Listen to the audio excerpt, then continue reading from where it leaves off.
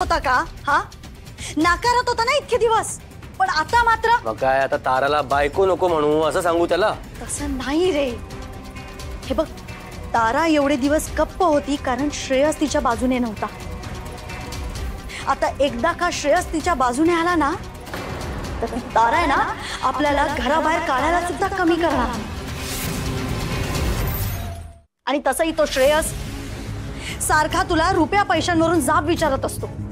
आणि अक्षय, मला खात्री आहे ते दोघे जण मिळून काहीतरी प्लॅन करतायत. हळूहळू ही सगळी प्रॉपर्टी ते आपल्या नावावर करून घेणार, मी तुला सांगतेय. आणि तसंही बाबा ते सतत त्यांचीच बाजू घेत असतात ना. आता काय करू मी श्रावणी?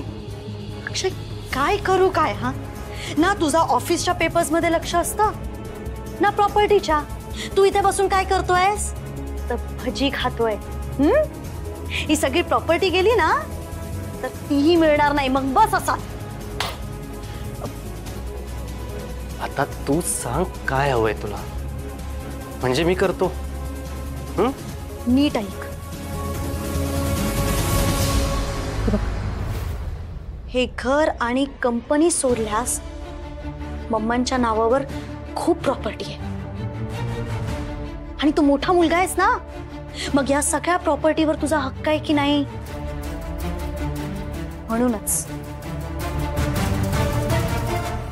मला असं वाटतं की हळूहळू ही सगळी प्रॉपर्टी आपण आपल्या नावावर करून घ्यायला सुरुवात केली पाहिजे.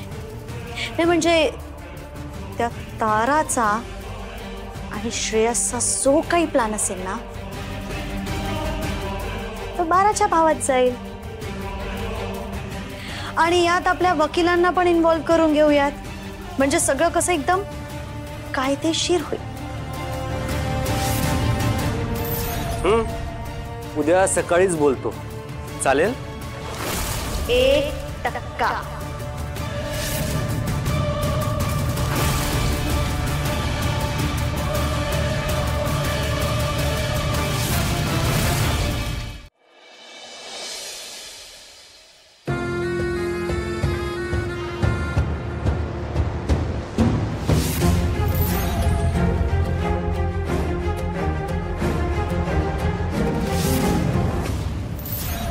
तारा, तारा, अगं मला तुझ्याशी काही बोलायचंय.